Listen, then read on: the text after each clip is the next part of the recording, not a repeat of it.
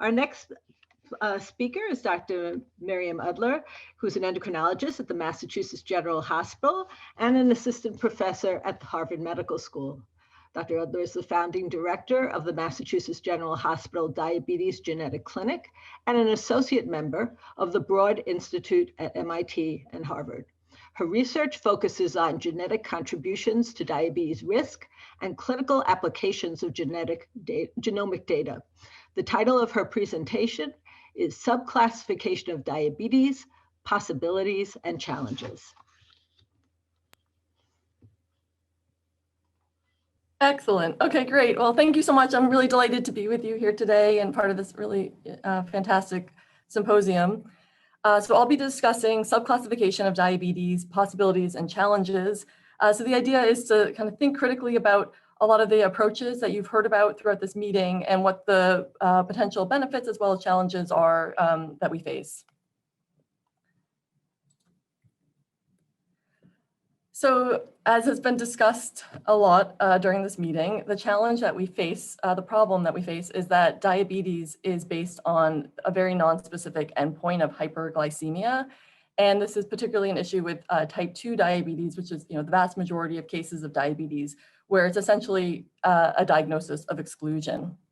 And as such, it's even considered a waste bucket diagnosis and has motivated a lot of interest in identifying subtypes of disease.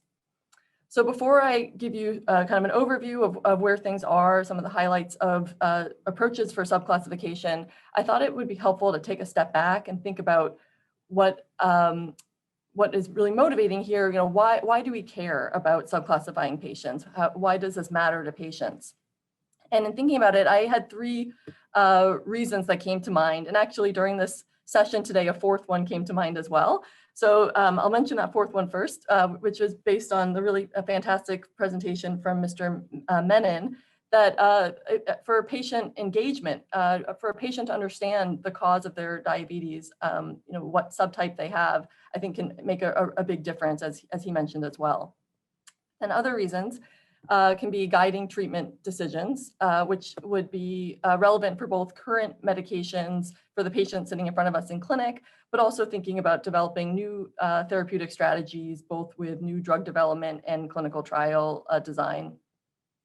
Predicting diabetes course and complications, and then predicting risk of related conditions in addition to diabetes. So with autoimmune diabetes, we obviously think of other autoimmune conditions to screen a patient for. And within monogenic diabetes, there's great examples of this. For example, HNF1 beta MODY, where we're going to think about for that patient holistically, not just their diabetes, but renal. For HNF1 beta MODY, we think about renal cysts or elevated liver enzymes, GU abnormalities, et cetera. So then thinking about what has been where the progress has been so far in subclassification, I think it can be helpful to think about the different approaches that exist by data type. So there's been clinical phenotypic approaches, as well as approaches using genetic data. And then there's also kind of different conceptual frameworks that have been suggested. So and I'll discuss this more, but whether we think that subclassification is something that's static or fluid, and whether it is most useful to identify discrete clusters or bins for patients to be entered into, as opposed to thinking about more traits along a continuum in modeling prediction decisions. So first, in terms of clinical phenotypes, so thankfully, Dr. Mohan already gave a great summary of this really landmark paper published by Emma Elquist, Leaf Group and colleagues, looking at using phenotypic-driven subclassification within Scandinavian populations. And as Dr. Mohan described, this was initially in all comers, all forms of diabetes, autoimmune and type 2, and looking at traits that were importantly measured at time of diagnosis. So GAD antibody age, BMI, hemoglobin A1C, and homeostasis assessment model of beta cell function and insulin resistance, and they identified 5 clusters. I won't go into too much detail about these clusters because you've already heard about them in the earlier talk and also throughout this meeting. But there have some important implications that the autoimmune diabetes and severe insulin deficient diabetes were at highest risk for progression to insulin use. And then we also saw that there were specific complications that went with particular subtypes. So with severe insulin deficient diabetes, there was also increased risk of retinopathy and neuropathy. With the insulin resistant diabetes, there was increased risk of coronary artery disease, chronic kidney disease, and fatty liver disease. So as you've heard, this work has been now, that these subgroups have been replicated in multiple different populations around the world, and including the work that Dr. Mohan beautifully described in India. And for the most part, there's been a lot of good concordance with identifying the same clusters or subgroups. But as Dr. Mohan mentioned, there are some important differences that have come up, and he described differences within the clusters in India, and also that in adding additional traits, there's a possibility of identifying new clusters. And so I think that's an important consideration to think about phenotypic clustering, that groupings can change with additional data. And it's not to say, it's just not clear right now kind of what the best approach is. And this raises the consideration as well that we're very much dependent on the inputs for any kind of phenotypic clustering approach. So more work will need to be done to determine which clinical traits are most useful for this type of clustering. Also, clusters can change, a person's membership to a cluster can change over time. So this has been shown in multiple studies now looking at different time points, and that's not necessarily a problem, but it just still remains to be determined which is most useful in terms of what time point that you're looking at. And then thinking about conceptual frameworks, so this work that I've described so far is discrete binning of individuals into clusters. But important work that's been published by John Dennis and colleagues has asked the question about whether for predicting outcomes, are we better off, rather than looking at clusters, looking at individual level characteristics, so simple clinical traits. And they studied two diabetes clinical trials that were patients with diabetes randomized to various therapy, and then asked the question whether looking at individual level traits of sex, age of diagnosis, baseline BMI, and hemoglobin A1C, how that would compare to cluster membership. And they were able to replicate the same clusters from the Scandinavian group. However, what they found was that in terms of glycemic progression, age of diagnosis alone was just as good as cluster membership in predicting progression of glycemic progression.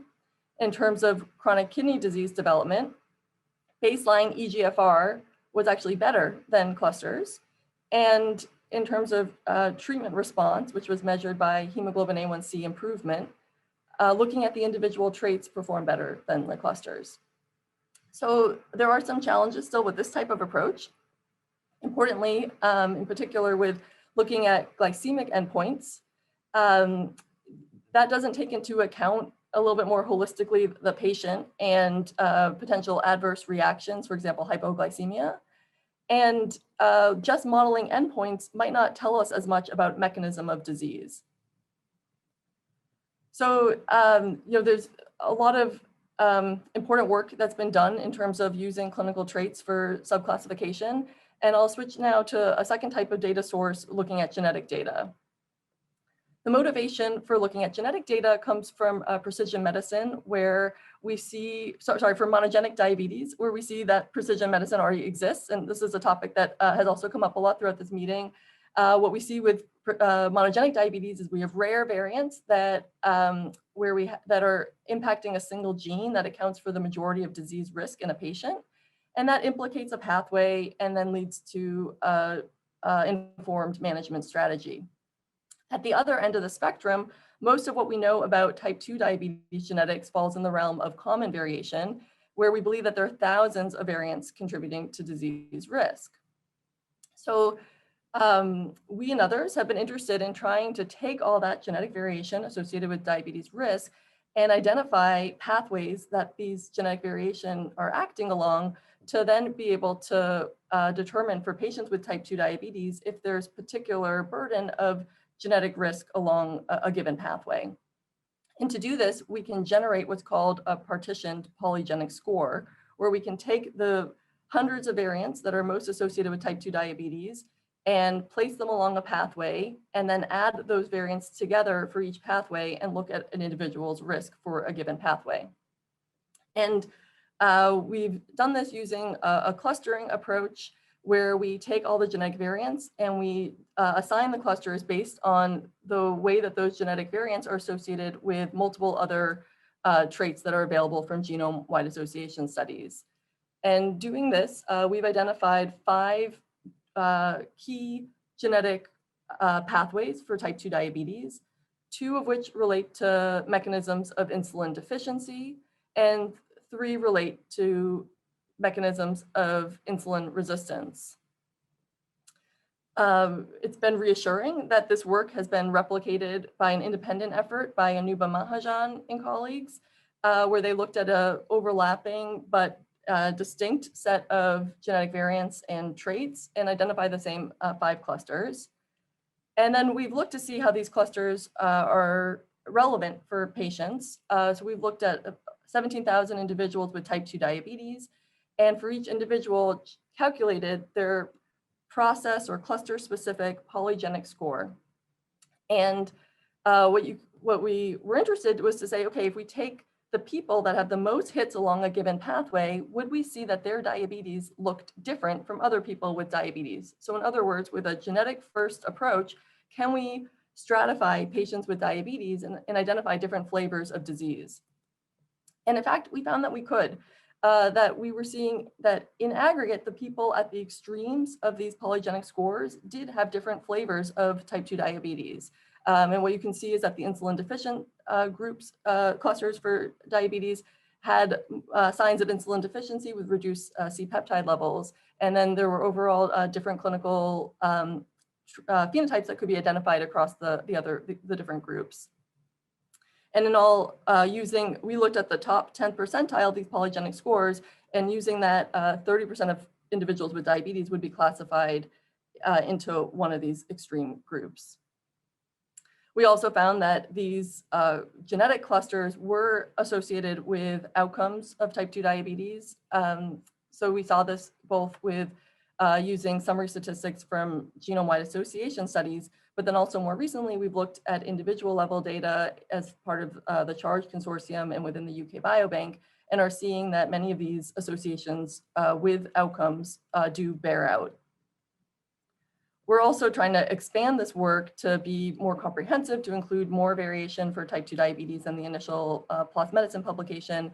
We're now at 336 loci and 62 traits, where we've identified additional clusters of diabetes that we'll be soon publishing, but also thankfully we're recapitulating the same 5 initial clusters that we identified. So in thinking about genetics in general, there's definitely benefits to taking a more genetically driven approach. The fact that genetics only needs to be measured once during a person's life, the inherited genetics will not change. Won't change throughout the life or based on treatment or disease course. Also, genetics approaches are more agnostic to our existing understanding of disease. So whereas with phenotypic approaches, we need to pick which traits we're going to use to subclassify patients, with genetics, we can actually let the genetics guide us, which is more agnostic. And once you do identify a pathway, it's rooted in mechanism that can lead to a clear path to more targeted treatment in patients. However, it does come with challenges as well. The fact that genetic effects are smaller, even when we can start aggregating these small effects together to get larger effects, we're still generally seeing smaller effects than you would see with clinical traits. And a major issue within the genetics community at large is related to limited diversity in large-scale studies. And that's something that hopefully will improve with time, but currently the majority of genetic studies for diabetes are limited to populations of European ancestry. Okay, so coming back full circle to how are we doing so far, where are things at? In terms of the 3 reasons that I proposed for why we would want to pursue subclassification of diabetes, I think we can all agree that there's definitely been a lot of exciting progress with guiding treatment decisions, both with the discrete clustering approaches and the more continuum approach with modeling endpoints. There's, I think, a lot of room in the future to think about having more support tools available in practice and testing those to see whether they'll be useful for patients. And I think there's a lot of exciting possibility ahead for using genetics and in trying to find druggable targets for the new pathways that are being identified. In terms of predicting disease course and complications, there's also been great progress. And again, you can imagine more decision support tools coming in the future that could help bring the current findings into practice. I think there's been a little bit less progress so far with predicting risk of related conditions. Potentially, as we start to see patients more as part of larger studies, larger data sets, we can start to see more of the related conditions that might be identified that are not, specifically complications of diabetes, but more general related health conditions. So with that, I'd like to just acknowledge many, many people that have been involved in the research that I presented. And I am happy to take questions, I imagine, maybe during the question and answer session if there's not time now. Thank you so much. And thank you for your really wonderful talk and just fantastic work that you're doing. I think we will hold the questions for the panel discussion.